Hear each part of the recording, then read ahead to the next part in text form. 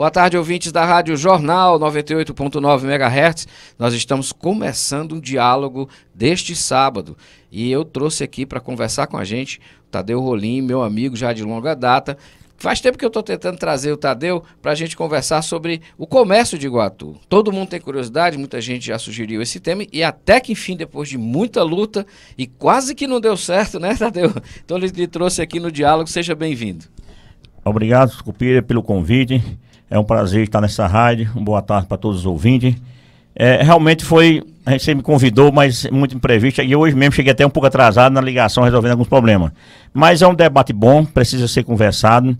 Você tocou num assunto que a gente conversa em vários locais, em roda de amigo, que é realmente o comércio de Iguatu. Então eu estou aqui à sua disposição para a gente bater esse papo de amigo e a gente poder, através, como representante do comércio do Cine Loja de Iguatu, estou aqui à sua disposição.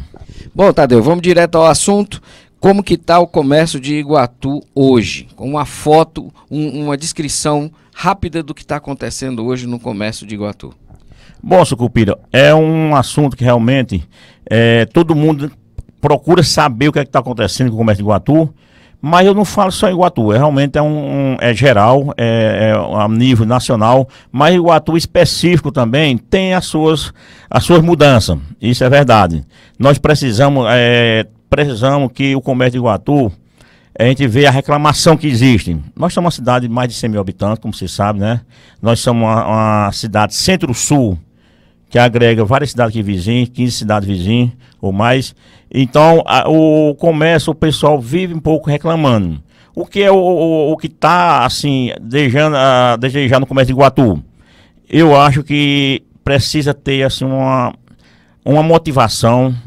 O comerciante, ele precisa estar mais motivado e com apoio, a gente sabe que precisa estar apoiado. O comerciante, ele hoje é um comerciante sofrido, isso que é a verdade. O nosso Ceará não é fácil, no nosso país, principalmente no nosso Ceará, não é fácil ser empresário. Você sabe, acompanha todo dia. E a gente vê, assim, a coisa encolhendo. Isso aqui é a verdade. A gente vê aqui várias. Isso é triste a gente falar um pouco disso aí. A gente vê empresas abrindo, mas também a gente vê muitas empresas fechando. A gente vê, isso não é bom para a nossa região. Isso não é bom para os funcionários, que a gente vê assim, situação de gente, a gente vê na empresa da gente toda hora recebendo currículos atrás de emprego. Mas vamos assim, dar um toque especial isso aqui. O comércio deu uma caída grande, foi geral em todo o canto. Mas nós precisamos criar mecanismo. Isso aqui é a verdade. A gente não pode cruzar os braços, achar que o mundo vai se acabar e deixar de lado isso aí. Então, eu acho que a gente precisa criar mecanismo. Como criar mecanismo? Vamos procurar soluções para a gente trazer para Iguatu, vamos criar atrativos para Iguatu, vamos organizar o que já tem em Iguatu. Eu toco muito bem nisso aí, nesse assunto, às vezes, em debate, a gente conversando informalmente. Nós temos aqui, não precisa, às vezes, acaba dizendo, não, eu vou trazer um supermercado grande para Iguatu. Nós temos grandes supermercados em Iguatu. Nós temos grandes empresas em Iguatu. Eu concordo com você. Realmente, Concordo, nós temos realmente a estrutura de Iguatu hoje, ela é preparada para desenvolver. Ela não é preparada para você inchar em determinadas áreas, a gente percebe disso. Por exemplo, hoje o que eu imagino, não sei se você concorda, é que nós sentimos falta ainda do investimento público no seguinte sentido: as obras que estavam sendo tocadas na região. As obras públicas, tipo transposição, tipo a recuperação de barragens, a série de outras obras que se faz, construção do Minha Casa Minha Vida, isso movimenta o comércio, porque gera emprego. E isso vem do governo, da parte da União, e a União acaba movimentando o comércio, que movimenta as empresas privadas. Essa história de que entregar tudo na mão da área privada, para que ela possa desenvolver o Brasil, para que o investimento seja privado, isso é balela.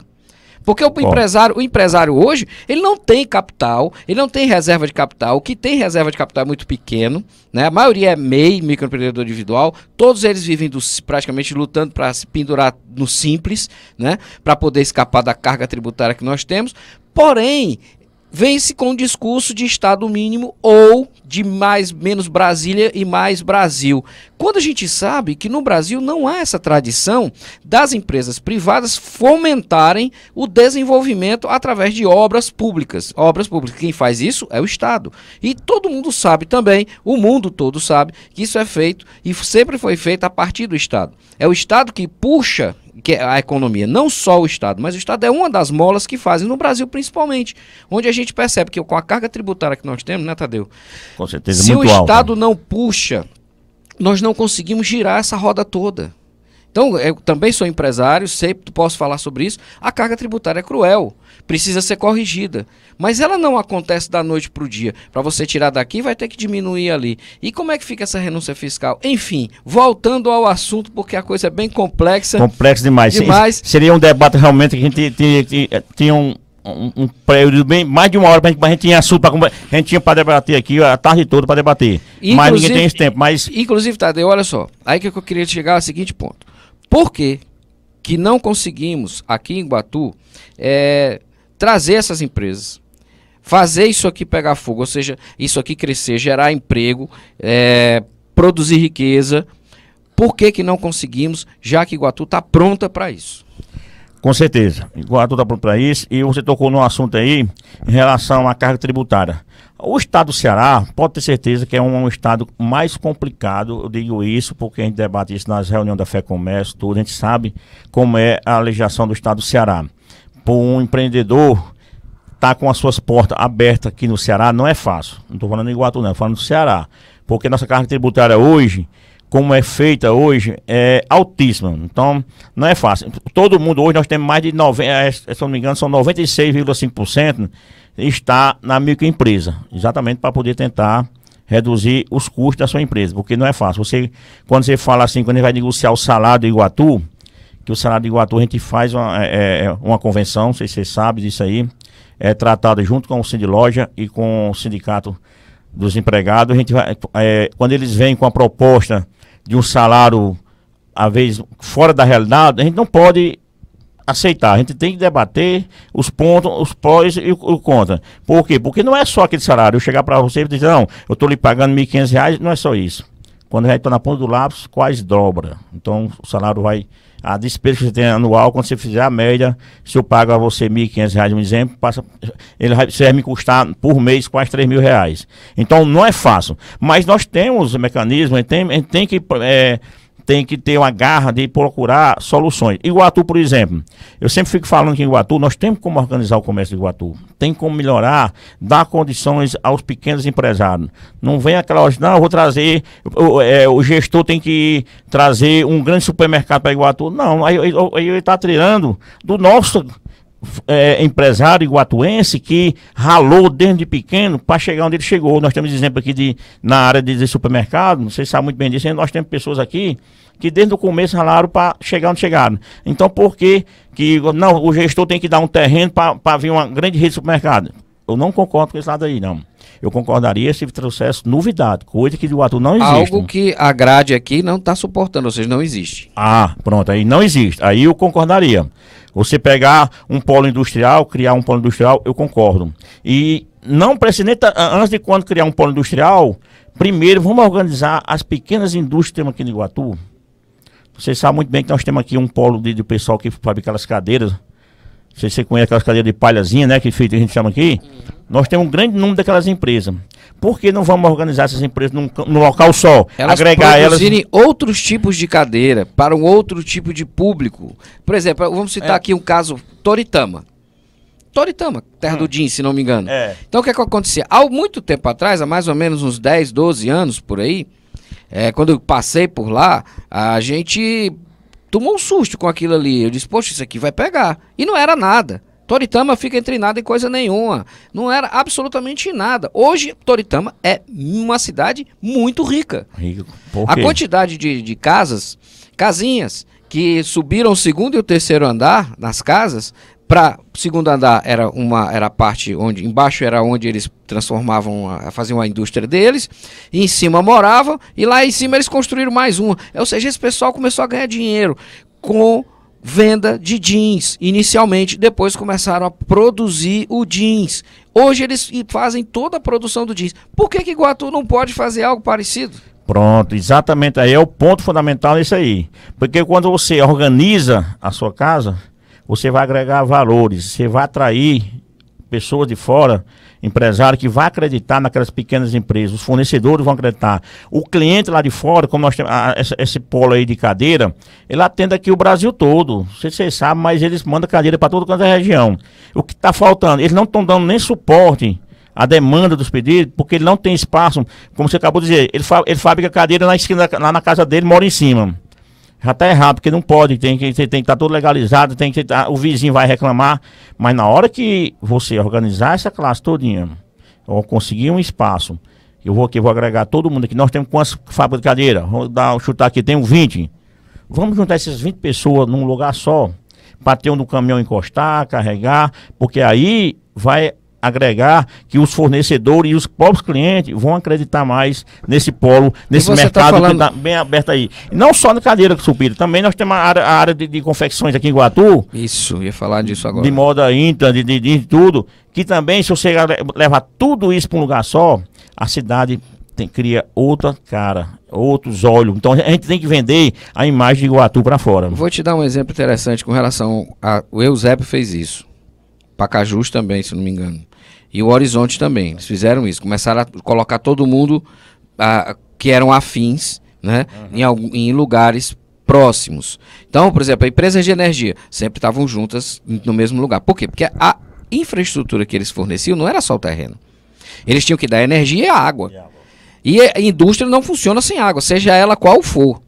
Qualquer uma precisa de água. Primeira coisa que eles perguntam, tem água? Tem vazão para tanto? Tem. Se tiver essa vazão, eu boto aqui porque a energia é fácil puxar. Agora, se eu não tenho água, não adianta, não existe milagre. Não existe milagre. Você não tem como. Você não vê um lugar verde se não tiver água. Pois é. E aí eles fizeram isso. Essa sua ideia com relação a Iguatu é muito interessante. Voltando ao caso das cadeiras. Se esse pessoal fosse resgatado pelo Sistema S, digamos assim, puxa, lá, vamos capacitar eles, vamos ensinar eles a como lidar com essa burocracia, como eles trabalharem dentro do Simples, como eles trabalharem, como eles fazerem no sistema de distribuição, como eles desenvolverem novos modelos, ou se eles querem continuar nesse modelo, como esse modelo ser mais barato, em produção, em escala, e eles ganharem dinheiro com isso. É porque a gestão financeira é o principal, né? Sim, claro. Eles sabem produzir. Ninguém duvida disso aí, ele sabe produzir, o produto é bom, mas às vezes falta, como você está dizendo, um apoio como o Sistema S, trazer para ele elaborar a gestão financeira dele. Quer saber se ele está calculando o custo dele direitinho. Isso aí, tanto o Sistema todo o Sistema S faz, como o Sebrae, a Fé Comércio, tudo faz, tem curso para isso. Tudo. Então é fundamental isso aí, que você tem que saber como é que está a sua gestão financeira da sua empresa, o fluxo de caixa, tudo isso aí é fundamental. Mas é a visão de futuro, porque tem muito aquela coisa do dar mão para a boca. Você sempre fala isso. Ele disse, não, o empresário que vive da mão para a boca não vai crescer. Então ele vai produzir 200 mil cadeiras e vai continuar botando o dinheiro na mão, vai comer o dinheiro e não vai fazer. Não vai crescer, não vai a empresa organizada, porque às vezes você não pode confundir, né? O apurado com o lucro. Isso. Ele achar que aquele dinheiro está em caixa, é dele sair comprar um carro, fazer não. Então ele tem que saber ter uma gestão financeira bem qualificada. Essa é fundamental. Você está ouvindo a gente aí, eu vou lembrar de uma outra coisa que o Tadeu, conversando comigo uma vez, ele falou, não sei se ele lembra, mas ele sempre dizia que é na hora que a compra é a parte mais importante de qualquer processo de revenda. Porque comprou errado, você se lascou, vai ter prejuízo naquele lote. Você fez a compra certa, a chance de você lucrar bem com aquilo, ter uma boa rentabilidade é muito boa. E isso é preciso ser aprendido. Eu me lembro demais. Se você lembra, você falou isso para mim. Você disse, Luiz, comprou errado, se ferrou. Isso aí realmente, eu tenho mais de 20, eu fui funcionário na FED por 12 anos, mas também tenho mais de 20 anos de empresa. E um ponto fundamental é esse aí, você tem que saber comprar. E um ponto também fundamental, Sucupira, é você fazer o custo da sua mercadoria. Que muitos empresários em Iguatu ainda, existe custo no Sebrae para isso, como você fazer o custo da sua mercadoria, o cálculo da mercadoria. E muita gente se perde nisso aí. Você pode perguntar, às vezes tem cara que tem empresário, pequenas empresas, que já está comprando por X, está vendendo por 2X, ele acha que ele não está indo para a ponta do lápis fazer um custo da sua mercadoria. Então, a compra é fundamental. E como é que você pode melhorar isso na compra? É fácil, como eu acabei de falar em relação às cadeiras. Por que não criar uma rede? A minha loja hoje, eu tenho a minha loja aqui em Iguatu, mas eu faço parte de uma rede lá de Salvador. Ninguém sabe aqui, mas eu faço parte. É tipo associativismo, uma cooperativa de compras, né? É, cooperativa de compra, é uma rede. A gente chama de rede, né? Eu faço parte, eu tenho uma mensalidade que eu pago mensal para ela, mas ela me dá todo o suporte na hora de comprar. Se eu comprava um produto por X, mas como são 50 lojas no Brasil todinho comprando, eu estou no meio delas, aí ela me consegue um preço. Porque ela chega, vai pro volume. Você aposta no volume. Então o fornecedor, nós temos um gestor lá na nossa rede, que ele está lá no computador ligando para os fornecedores. Eu quero um volume aqui de 50 carretas de mercadoria. Não é uma pessoa que vai comprar, não. Vai dividir para todo mundo aqui. É o comprador. Aí onde você disse, aquela hora da compra, né? Aí meu preço vai cair. Então eu vou ter como ter um mercado melhor, agressivo, porque eu vou ter mais preço. Então, é isso que precisa ter acontecer aqui em Iguatu. Eles se organizarem, fundar uma rede. O Sebrae faz isso para eles. Se ele se organizar, o Sebrae faz todo esse processo, cria a rede, cria o nome, abre o CNPJ, faz tudo isso aí para eles. Aí tu imagina todo mundo comprando num preço semelhante. Pronto. Você vai se diferenciar no markup, e depois você explica para o pessoal que é markup, certo? Você vai se diferenciar no markup ou no serviço de valor agregado que você presta ao seu cliente, né? Ou seja, você agrega isso ao cliente, tipo uma entrega, um parcelamento mais generoso, uma assistência técnica, uma possibilidade de troca com prazo além do que o Código de Defesa do Consumidor lhe dá. Enfim, tem várias coisas que você, no caso, como empresário, pode oferecer para manter a clientela. Ou seja, aí o desafio e a criatividade ficam maiores e o peso do preço não vai ser uma coisa tão preocupante, não é? Com certeza. O markup é muito importante na sua empresa quando você consegue barganhar o custo da sua mercadoria. Então, como você acabou de falar aí, fica agressivo, você tem como fazer isso aí. Então, esse eu falei aqui no setor da cadeira, mas tem outros setores, eu apenas citei um aqui como exemplo. Esse sempre é ótimo, porque todo mundo que está nos assistindo, inclusive, veja, tem muita gente que faz queijo. Muita gente faz queijo. Você agora lembrou Faz queijo. Queijo, e eu vejo alguns produtos que são utilizados, subprodutos do queijo, que são jogados fora, ou dados aos porcos. Por que isso não pode ser aproveitado para outra coisa? Ou mesmo ser armazenado e vendido para quem está precisando. É por isso que eu digo, o sistema AS, ou juntamente com os próprios empresários, podem se juntar, atrair essas pessoas, potencializar e fazê-las crescer. Pode crescer. Você falou aí em queijo, nós temos também aqui, Iguatu hoje se destaca com a produção de banana. Não temos aqui uma fábrica de doce que podia agregar e comprar toda essa produção. Então ela é escoada para outros estados, outras cidades. Então é outro também, a gente começa a aparecer, né? A gente começa a conversar, a gente começa a fluir as ideias. A produção de banana aqui em Iguatu é grande. A gente nem sabe ainda, mas a gente tem uma produção grande. Por que não conseguir trazer uma fábrica? Você chamar um empresário desse, que eu acho que na Paraíba tem várias empresas aí que nesse setor de fábrica de doces, esse doce assim, comum, popular, que podia vir montar uma fábrica aqui em Iguatu e comprar essa produção aqui toda aqui. Ou vamos melhor, puxando para o talento do iguatuense, de toda a região aqui em volta. Sempre tem uma tia que tem uma receita de doce, que todo mundo vai bater na porta da casa dela, só para poder provar aquilo ali. Eu, por exemplo, já várias vezes saí da minha casa para ir para casa da tia tal, sentar lá e disse, não, eu quero tomar aquele doce lá, é demais, pelo amor de Deus, eu vou comer. E aí você diz, tia, venda. A tia disse, eu não sei como fazer isso. Aí, ou seja, aquela receita vai morrer com a família. Então, se a gente descobre pessoas que podem fazer isso, a tia que sabe de uma receita que pega uma banana e tal, por que a gente não trabalha ela e a família dela para que essas pessoas possam crescer e se desenvolver, produzir esse doce para vender? Vou te dar outro exemplo. Aqui em Quixelô, o Dada Guedes fez doutorado, foi fazer doutorado em Israel, aprendeu sobre carcinocultura, toda a vida eu me confundo. Criação de camarão. Hoje Quixelô é um dos maiores exportadores. É o maior exportador de camarão que tem aqui na região Centro-Sul. Com certeza. Eu já ouvi falar daqueles rapazes lá, Não, olha, tiveram coragem, tiveram pronto, coragem. tá lá os tancão. Aí o que acontece? Fizeram a conta certa, prepararam a coisa direita, se juntaram com quem deveria e vendem para os chineses. Os chineses eram comprar aqui, que tem uma rede de restaurantes no Rio de Janeiro. Aí você me diz, como que eles conseguiram fazer? Sentaram e fizeram da maneira correta. Agora, tem toda uma rede de apoio, óbvio, tem a parte técnica, assistência técnica, etc. Tudo, e tal. Apesar das pessoas envolvidas terem uma larga experiência, tanto na área, vamos dizer assim, de agricultura, de criatório, no caso de criação de camarão, como também de gestão. Muitos são empresários, já eram empresários investidores. Isso não é o problema. E o que eu falo?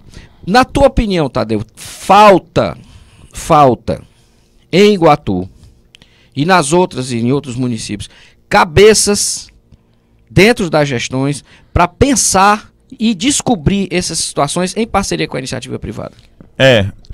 Você falando aí do camarão, Iguatu até já está com um projeto. Eu fui para o lançamento do projeto que a Prefeitura do Iguatu, na Secretaria, está desenvolvendo, chamando esse pessoal para fazer um trabalho com técnico todo em cima do camarão, porque é um mercado novo e promissor. Você sabe que o camarão, você tanto produz, tudo que você produzir você consegue vender e você tem um lucratividade muito grande. Então, a Prefeitura do Iguatu está até com esse projeto.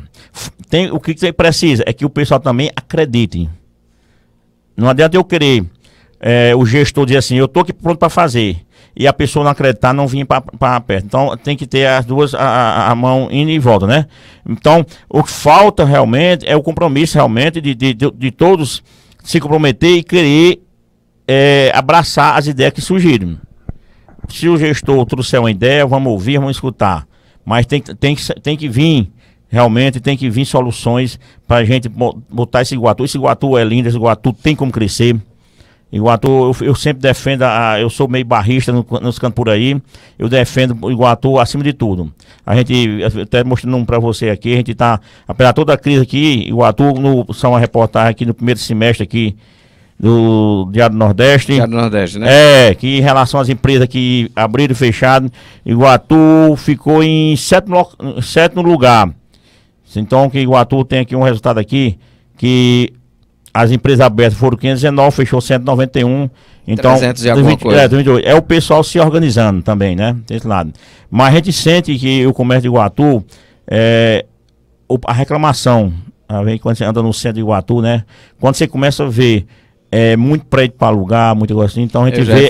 A gente vê que tá faltando assim alavancar o comércio de Iguatu. Mas tudo isso, ninguém pode também jogar culpa só, eu pegar e jogar culpa em você, que eu jogar culpa no gestor. O país precisa todo mundo abraçar uma ideia de crescer. Não adianta eu chegar na minha casa e ver que tá errado e eu cruzar o braço, não. Eu tenho que tomar de tudo. Aquela coisa de ficar sempre então, e você escutar. O salvador da pátria. Pronto, você não pode estar esperando o salvador da pátria, não. Não existe salvador da pátria. O bom empresário, ele cresce na pior época. Isso é comprovado, às vezes, já foi comprovado. Isso é um ditado chinês que crise é um ícone que quer dizer oportunidade. Oportunidade, que você, é na crise que você se descobre. Porque eu administrar uma casa boa, não tem o que você fazer, não. Aqui não falta nada. Então você tem que ser um bom gestor nessa hora. Você administrar, né? Porque você administrar... Eu digo muito pra minha mulher, minha filha, se fosse pra casar com você pela sua beleza, a fila dava 3 voltas no quarteirão. Mas se fosse pra casar com você pelos seus defeitos, era só 3. Aí ela disse assim, eu derrubei os outros 2. Então só ficou eu. Então é isso aí. Você tem que aprender nessas horas, se reinventar, se redescobrir como você pode melhorar. A gente sabe que Iguatu já teve uma fase melhor. Infelizmente, nós vimos aqui grandes empresas fecharem, né? Que a gente espera que isso aqui se recupere, que não é bom para Iguatu. A gente vê a situação que a gente viu aqui de empresas fecharem, empresas diminuindo o número de funcionários. Isso não é bom. Não adianta ninguém, ou A ou B, tá torcendo por isso aí, não. Porque eu não sou a favor disso, eu vou torcer para acontecer. Não torço não, porque isso é ruim para Iguatu. Isso é outra coisa que você está tocando, é um ponto importante. Essa história de você torcer para dar errado, porque é a história do quanto pior, melhor. Eu não acho isso legal, porque quando alguém perde o emprego, não é uma pessoa só que perde emprego, são 3 ou 4 ou mais que eram dependentes daquela receita, daquela fonte de renda, que muitas vezes é a única da casa. A gente estava conversando sobre isso, eu queria puxar duas coisas contigo, Tadeu. A primeira é o seguinte, já que houve essa reforma trabalhista do ano passado, na época da gestão do Temer, foi prometido 2 milhões de empregos. Infelizmente parece que isso não colou, não adiantou. O que aconteceu? Porque há uma desoneração da folha de pagamento. Com essa nova reforma é possível você fazer várias maneiras, de várias formas possíveis, a contratação. O que foi que aconteceu? Fizeram a reforma, mas não prepararam a economia para que essa reforma pudesse ser utilizada, ou as pessoas não entenderam, ou os empresários não estão seguros ainda. O que houve, assim, na tua opinião, que essa reforma, que transformaria, obviamente, boa parte desse pessoal que talvez tenha criado essas empresas aí, seja microempreendedor individual, para entrar no mercado de trabalho ou fazer um outro tipo de contrato? Por que ainda não pegou? Isso é verdade. A reforma trabalhista foi um motivo de muito debate. Até hoje a gente debate em reunião que até não pegou, realmente não pegou. Foram várias mudanças. Isso afetou vários segmentos, afetou os sindicatos, tanto o laboral como o patronal. Tá? Os sindicatos estão hoje se reinventando para poder contribuir, porque todo mundo tem que ter alguém que represente ele. No meu caso, eu sou o sindicato patronal, estou representando os empresários aqui de Iguatu. Estou em defesa deles, eu luto por eles. Ele pode ser filiado ou não do Sindilojas, mas a gente está em defesa deles. Às vezes ele nem sabe as ações que a gente está fazendo por trás, mas a gente está brigando, defendendo o lado dele. Então, essa reforma, que foi criado vários mecanismos, criaram até o trabalho intermitente, que é onde você era para poder facilitar, para você quer contratar um buffet, tal, uma coisa assim, você quer, eu vou contratar você só por esse final de semana, assim na carteira, tudo é só por uma semana, tudo tentando melhorar, mas ainda realmente é uma coisa que ainda está deixando a desejar. São pontos que ainda o mercado não absorveu, fica também os dois lados brigando, que o empresário foi colocado lá na reforma de um jeito, um juiz interpreta de outro jeito, e isso está acontecendo em várias cidades, vários estados, que vai para a justiça porque não chegaram ainda ao bom senso. Isso é que é a verdade, Cupira. A outra coisa que você fala com relação à reforma trabalhista, que nós percebemos também, é que o emprego que era para ser gerado não foi também. Então você tem de um lado uma reforma que foi feita para gerar emprego e ela por si só não faz isso. Aí eles não satisfeitos fizeram o quê? Vamos para a reforma da Previdência, com a conversa fiada de que a reforma da Previdência iria salvar a pátria. Ou seja, o Brasil ia poder gerar emprego com a reforma da Previdência. Eu confesso que eu li várias análises, nenhuma delas séria, inclusive o próprio Ciro Gomes, que aqui é uma pessoa que a gente, pelo menos eu escuto bastante. Não, escuta, é um cara que... E ele dizia, isso é papo furado, isso não vai gerar nada, isso vai piorar a vida do pobre. Aí imagine, de um lado nós temos a reforma trabalhista, é verdade. Nós temos a reforma trabalhista, que para dar certo precisa de que uma economia esteja pelo menos desonerada em nível de tributo, para que você possa respirar e investir, e investindo você gera emprego.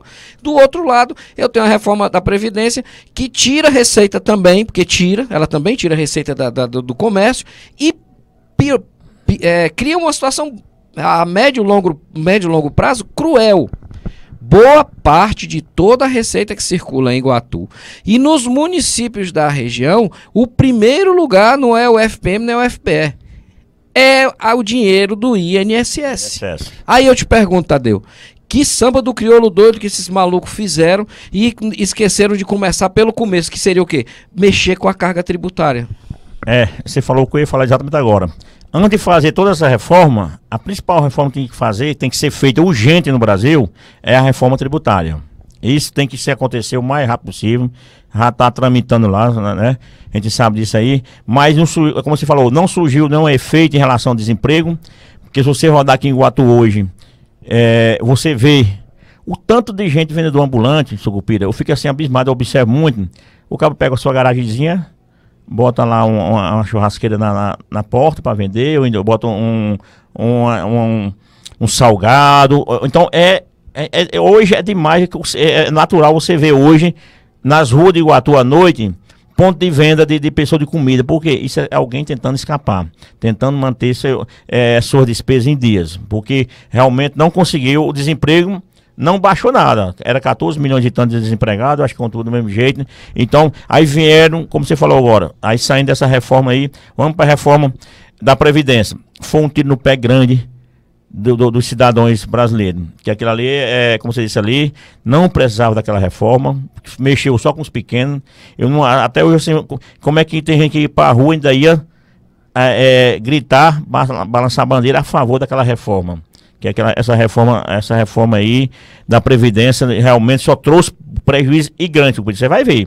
E a gente vai sentir isso, não é agora não. Você me aguarda daqui a 2 anos, a gente vê como é que vai ficar a situação depois dessa reforma. Porque lá o dinheiro não falta não, está sendo mal direcionado, o dinheiro está sendo tirado, existe eu conversando com o meu contador uma vez, estava me explicando, desse dinheiro da Previdência, o pessoal vem aprovando, era tirado só 15% para os deputados, para gasto de política, e hoje eles vêm aumentando, aprovando, você já vai até em 25% eles tirando. Então, não era o problema dos aposentados que estava quebrando o país, não. Não era, e outra coisa, e os privilégios não foram cortados. Não foram cortados os privilégios. É outro ponto forte, também não foram.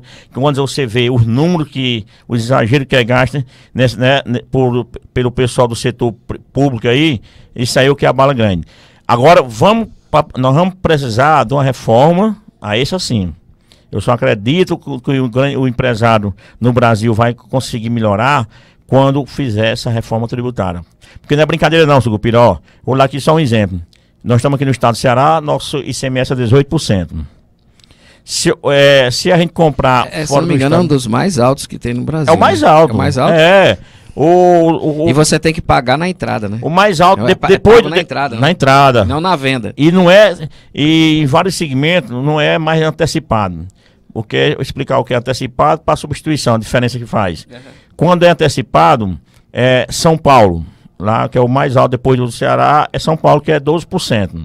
Não, São Paulo não, aqui o Nordeste. São Paulo é 7%. Aí, se aqui no nosso Nordeste aqui é 12%, certo? Nós temos aqui 18%. Então 18 menos 12 é você pagar só 6%. Que era antigamente, as empresas pagavam só isso. A gente tem que pagar a mercadoria 6%.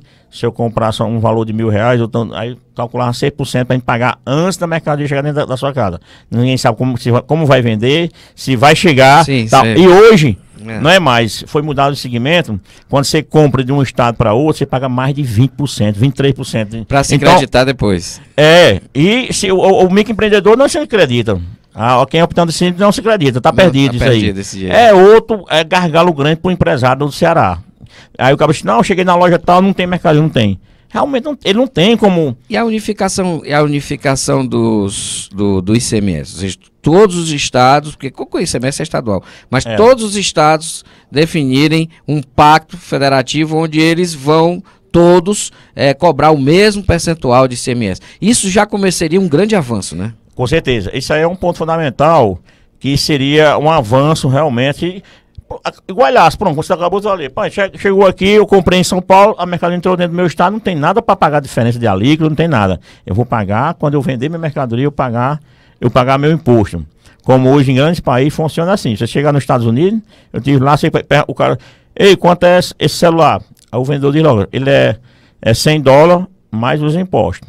Então, o cliente já paga... que chama de tax, né? Exatamente, mais os impostos. Então, tá lá. Então, seria isso aí que ia ajudar o nosso Ceará, porque o Ceará tá bem, na fila tá, porque arrecada bem. Então, para outros estados, para o governo, tá bem, mas para o empresário não tá.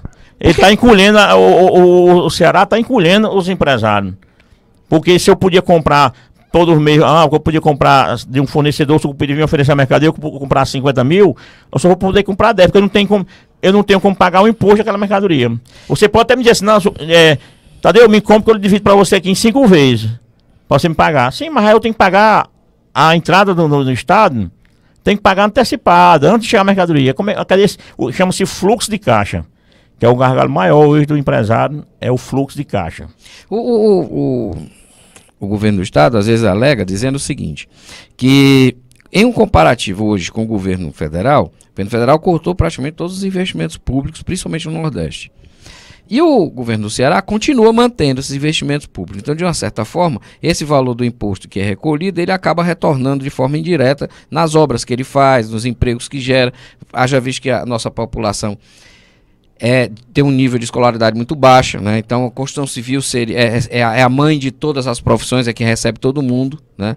Mas o que tu acha disso, Tadeu, esse pensamento? Tipo assim, por exemplo, nós temos países onde a arrecadação tributária é muito alta, digamos a Noruega, por exemplo, mas lá as pessoas não reclamam dos impostos porque vê o resultado do imposto voltando.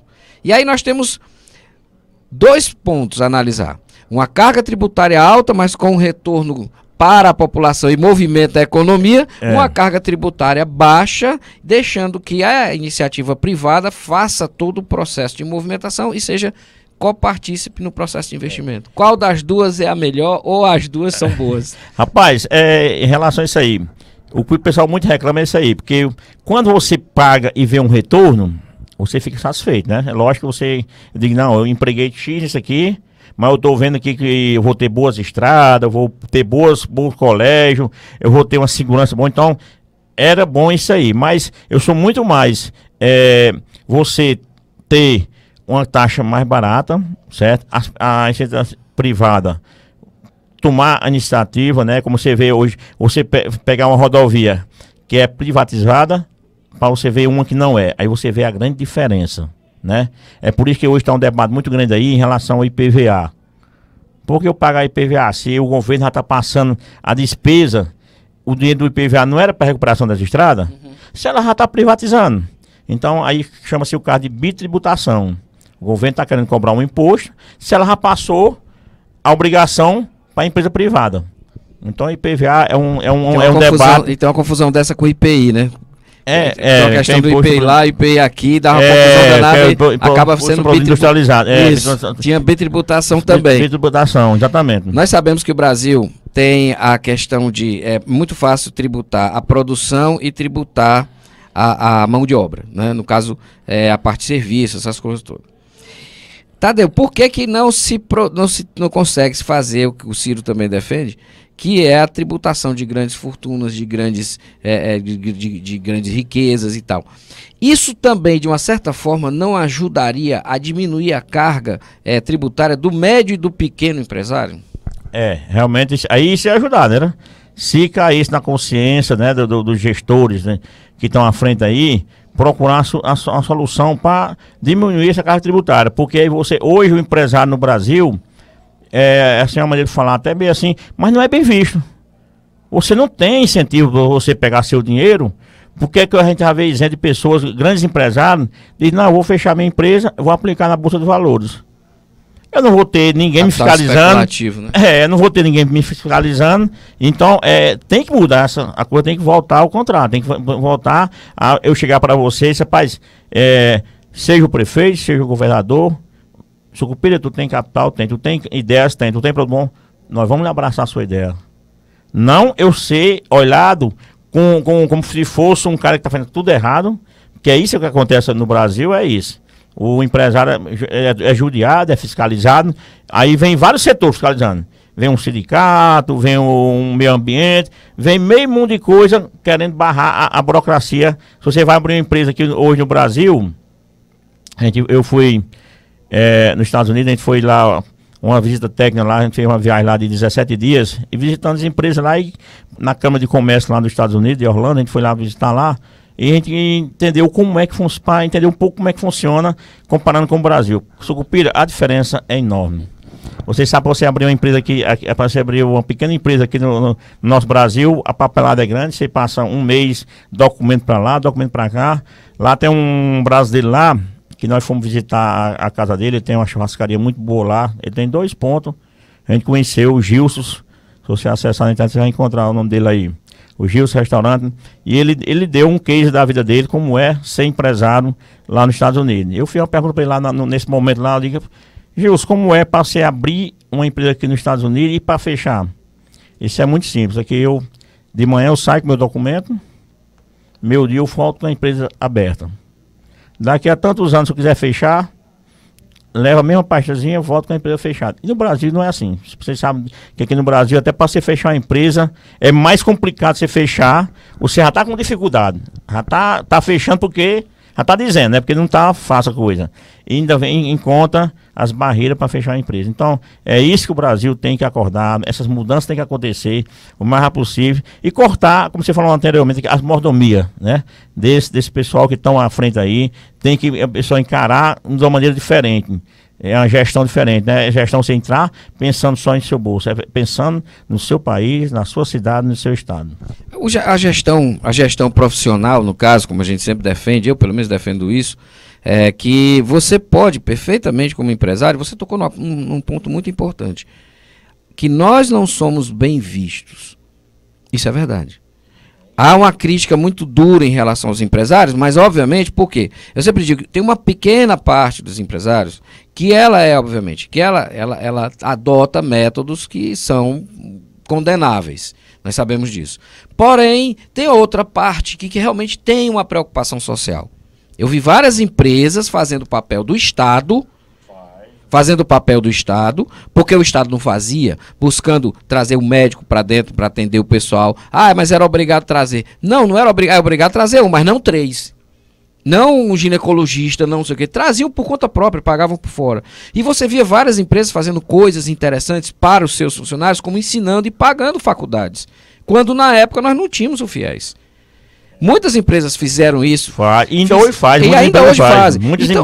Nós temos bons empresários aqui que fazem essas ações, às vezes você nem toma conhecimento, mas que fazem essas ações de dar uma bolsa de estudo, de trazer algo para dentro da sua empresa, uma assistência para seu funcionário, para qualificar seu funcionário, trazer curso de graça para funcionário. Existe esse lado aí do empresário fazer isso aí como se fosse um papel do Estado, mas ele faz questão de fazer. Ele quer seu funcionário qualificado, ele quer seu funcionário bem. E a gente nota também, nos Estados Unidos, que é muito feito. O funcionário é preparado como funcionário de uma empresa lá e tal, mas o empresário descobre que o cara tem uma veia também empresarial. O que ele faz? Prepara o cara para ser um associado dele em outro lugar que ele precise. Ele deixa de ser empregado e passa a ser sócio.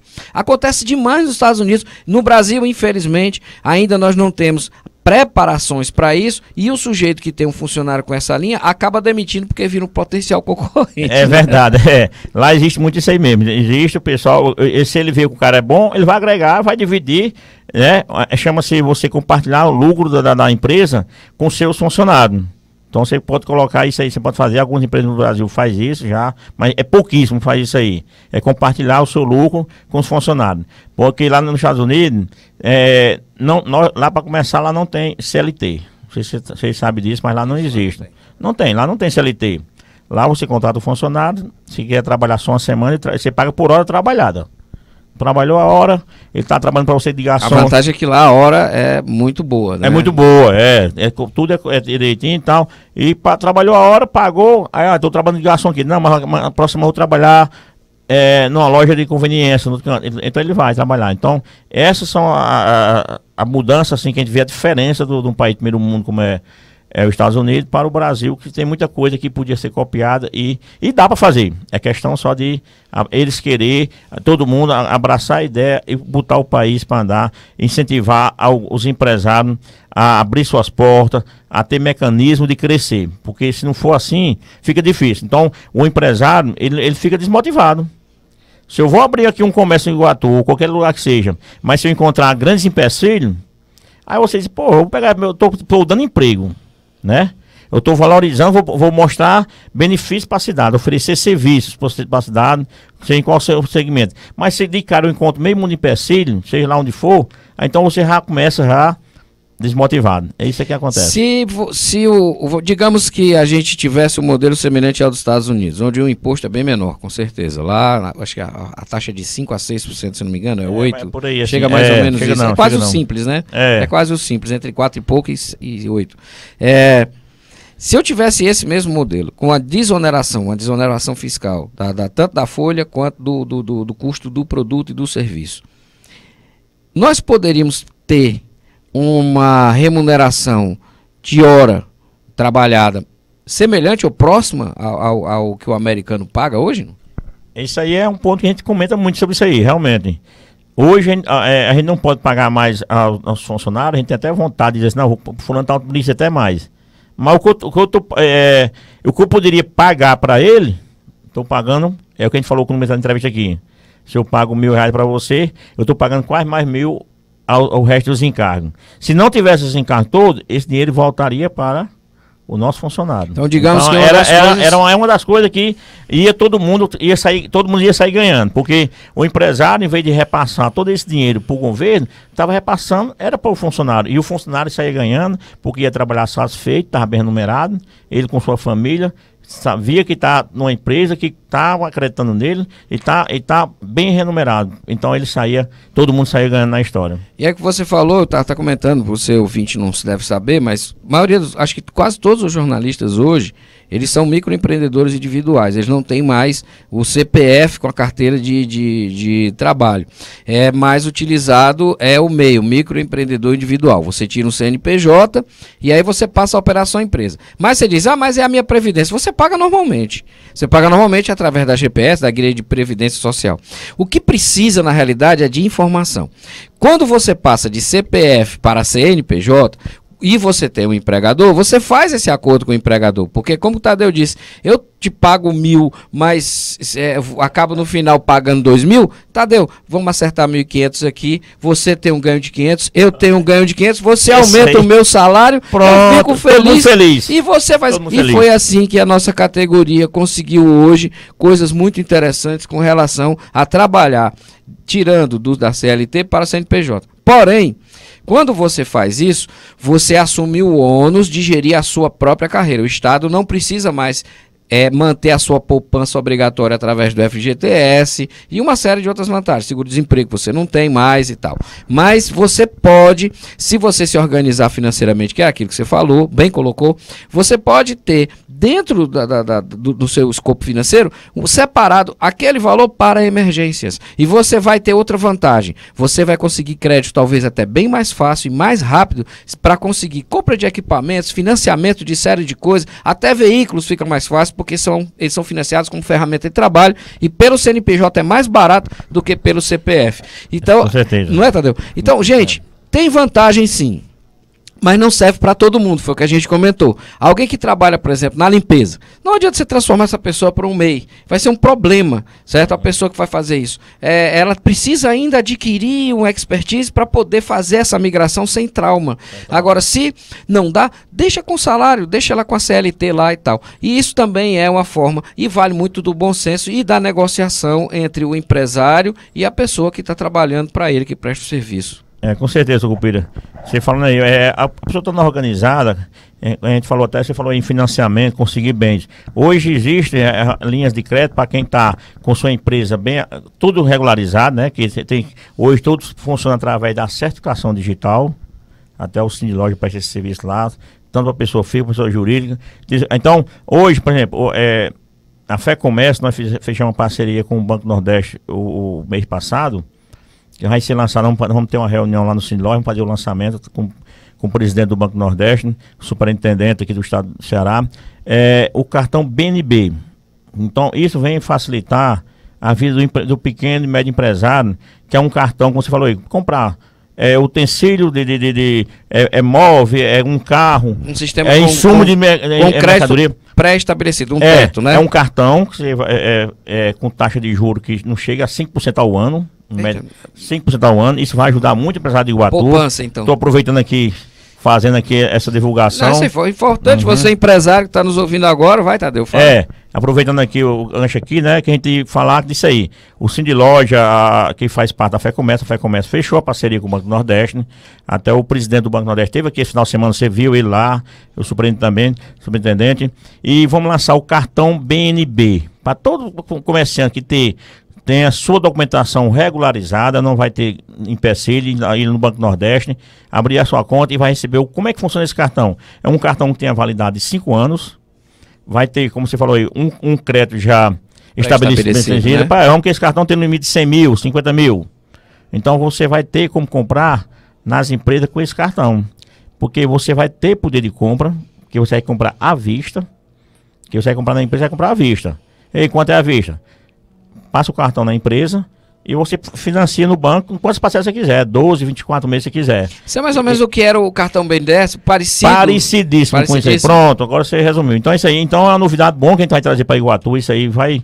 Mas o BNDES você era obrigado a comprar produtos que eram homologados pelo BNDES. Por exemplo, tinha um índice de nacionalização. Tinha. Né? Isso aí tinha, motocicleta você comprava só Honda e Yamaha. Qualquer outra moto você não comprava. Só quem não podia comprar produto do exterior, não podia comprar, tal. Esse é diferente. Porque é só você ligar para a empresa na mesma hora, eles credenciam aquela empresa que vai comprar, sem nenhuma dificuldade, o que você quiser comprar. Então eles credenciam na mesma hora. Ele é um pouco melhor do que o do BNDES. É, melhor. Então você vai, compra e a empresa vai ficar satisfeita lá porque recebe o dinheiro na mesma hora. Vai receber... É uma venda à vista. Uma venda à vista. Então, é uma novidade isso aqui para o comércio de Iguatu, que vai chegar, se Deus quiser. Vamos fazer um trabalho em cima disso aí, divulgar bem, porque todo mundo a gente sabe como é a dificuldade hoje de fluxo de caixa, como eu falei para você. Então, isso a gente espera que pode procurar a gente depois no Cine Loja ou direto com o gerente do Banco Nordeste, procurar ele lá o Randir, que ele vai passar todas as informações. Isso é uma parceria que foi feita com a Fé Comércio. Excelente notícia, gente. A gente está bem próximo de terminar já o diálogo. Tá com quanto tempo, Johnny? Tá com 50 minutos já. Olha só, 50 minutos, Tadeu. Passa rápido. Bom, mas nós vamos dar uma paradinha, vamos encerrar por aqui agora. O Tadeu tem compromisso, precisa sair. A gente já...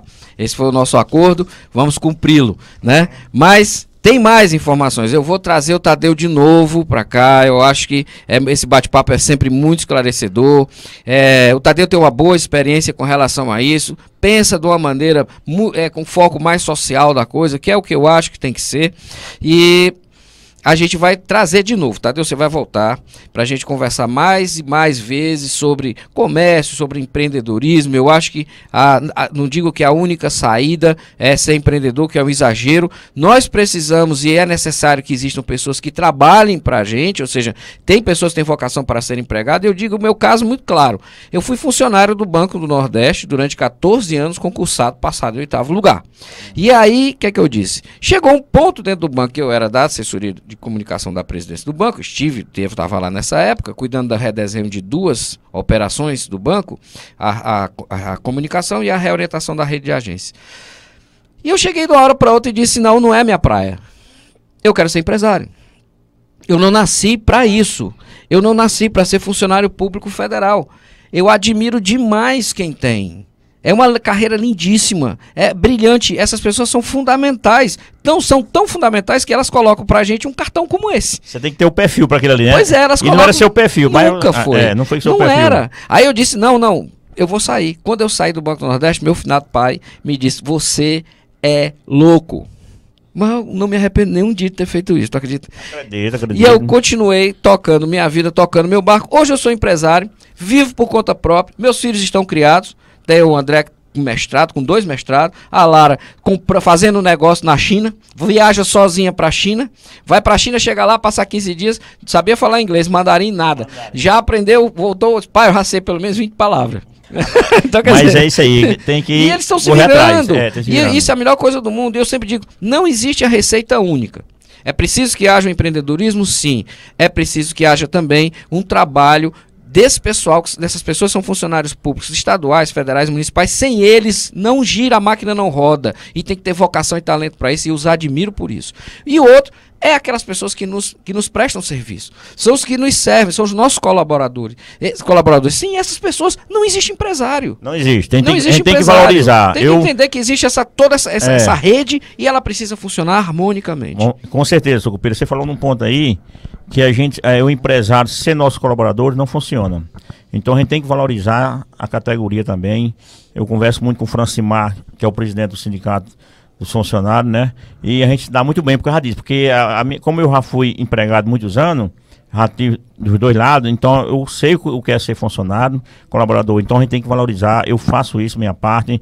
E não adianta, porque eu sou presidente de um sindicato patronal, você se filiar a mim como empresário, achando que eu vou defender você em causas erradas. Como já aconteceu no Cine Loja, um associado, o sindicato foi lá, orientou ele, o Francimar foi lá, e ele todo trabalhando irregular, e ele me procurou e disse, não, cara, eu estou para lhe defender, mas a coisa tem que ser certa. Não adianta você vir dizer que está com funcionário sem carteira assinada e o sindicato está lhe pressionando e você querer que eu vá amenizar as coisas. Não é por aí.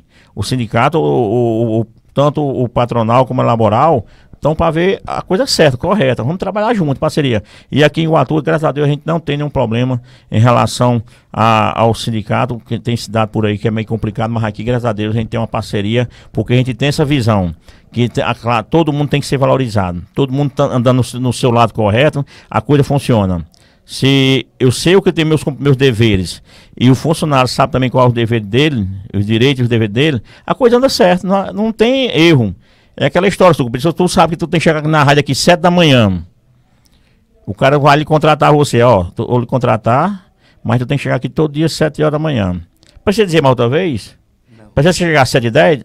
Então, se a coisa fizer andar direito, então é aí onde as empresas crescem através dos colaboradores. A gente tem aqui um exemplo muito grande, que é o Zenir, tocar no nome dele aqui, porque é um grande empresário em Iguatu, que defende aqui a nossa região e leva o nome nosso com muito orgulho aí para todas as outras cidades. É um empresário que valoriza o seu colaborador. Então, que todo mundo siga esse exemplo. Assim, eu acho que o empresário tem que fazer isso aí, porque aí sim a coisa anda bacana, todo mundo sai ganhando na história. Tadeu, muito obrigado. Olha, esse papo é muito bom. Eu adoro isso. Acho que até o Johnny gostou, eu tenho certeza. O Johnny tá ali. Quem sabe o Johnny já vira empresário também, né, Johnny? Então, gente, eu digo pra vocês, ser empresário é muito bom, é uma vida que pra quem gosta de adrenalina, é assim, ó. É altos e baixos. Ora você tá muito bem. É gostoso, é bom. Mas é aquela história, quando tá subindo é legal, quando tá descendo dá um frio na barriga. Tem que saber administrar, né? Tem que saber administrar. Mas é gostoso, é uma área muito boa. Porém, como tudo na vida precisa de capacitação, conhecimento e atualização, e você se espelhar em pessoas que têm experiência. Eu prometo a vocês aqui que dentro do diálogo eu vou deixar um espaço sempre aberto para o Cindy Lojas, para o CDL, para a gente conversar mais sobre isso. É importante que a gente tenha um espaço aberto para vocês, inclusive para nós empresários, para que nós possamos mostrar o lado bom de ser empresário. Né? Vamos, obviamente, como você deixou bem claro, defender os direitos de quem é empregado, fazer a coisa certa do jeito certo, porque eu sempre digo, não existe uma maneira certa de fazer algo errado. Não tem. Então, se a gente fizer a nossa parte e todo mundo fizer a sua parte, fica todo mundo feliz. Vamos lutar pela reforma tributária, vamos lutar por uma revisão dessa reforma da Previdência, porque ela é muito cruel, né? Vamos buscar investimento para nossa região. Vamos fazer coisas boas, capacitar pessoas que têm a linha empresarial e preparar aqueles que nasceram para ser colaboradores, para prestar um excelente serviço, um serviço de excelência e serem remunerados justamente por isso. Tadeu, o espaço está sempre aberto para você, para o CDL, para todos os empresários que acharem interessante vir participar do diálogo, para transferir esse conhecimento. É o que a gente quer. Chorar, a gente chora lá sentado na mesa do bar. Mas aqui é hora da gente mostrar o lado bom da coisa. Seja sempre bem-vindo. Muito obrigado. Obrigado, Sucupira. Para encerrar aqui nosso bate-papo, foi muito bom, excelente, né? Foi bom você me convidar, eu agradeço pelo seu convite, que é nesse momento que a gente pode explanar e sentir a nossa cidade, o que está precisando. E eu queria aproveitar, Sucupira, para encerramento aqui, deixar com você, nós temos um guia que o Cindy Loja, através da Fé Comércio, certo? Foi feita uma pesquisa no comércio de Iguatu, então tem vários números aqui, resultados, mostrando o número de empresários que tem aqui, qual o segmento, qual o setor. Então, aqui tem várias coisas aqui importantíssimas, que se alguém também precisar desse guia, nós temos lá no Cindy Lojas, é grátis, você pode ir lá pegar, que não custa nada. E nós temos uma pesquisa que foi feita aqui dentro do comércio de Iguatu, através da Fé Comércio, Sebrae, o Sebrae, essa pesquisa foi feita e coletou vários dados aqui da nossa cidade, onde o comércio está mais atuante, onde o comércio pode melhorar, e também tem uma parte aí orientando a elaboração de um plano de negócio. Excelente, tá excelente isso aí. Tá muito bacana. Nós temos vários exemplares desse aí, então vou deixar isso aí com você. Bacana. E temos mais exemplares que para quem quiser pode pegar lá no Cindy Loja. E encerrando, agradecer também aqui o espaço da Rádio Jornal, dizer que estou à disposição, o Cindy Loja está à disposição, o que a gente precisar, qualquer coisa, estamos aqui para tirar alguma dúvida. Muito obrigado, Sucupira. Eu te agradeço. A gente já tinha o espaço universitário, nós temos o diálogo universitário, que é com as universidades, nós temos também o diálogo da saúde e agora nós vamos ter o diálogo empresarial, que nós vamos trazer sim vocês, lá do CDL, do Cindy Lojas, para a gente conversar com você a respeito dessa brilhante ideia que é ser empreendedor e também, obviamente, como você evoluir e ganhar dinheiro comprando por 10, vendendo por 12, né? Que é justo, é honesto, pagando seus impostos em dia. Esse foi o diálogo dessa semana. Você vai acompanhar também, você pode baixar o podcast do nosso programa no luissucupira.com.br. Logo depois que terminar o programa, daqui mais ou menos 1 hora, você vai lá e baixa o podcast para ouvir quando e onde quiser. Mais um pioneirismo da Jornal que pegou bem, viu? Luiz Sucupira, este é o programa Diálogo. Diálogo se constrói com informação e respeito.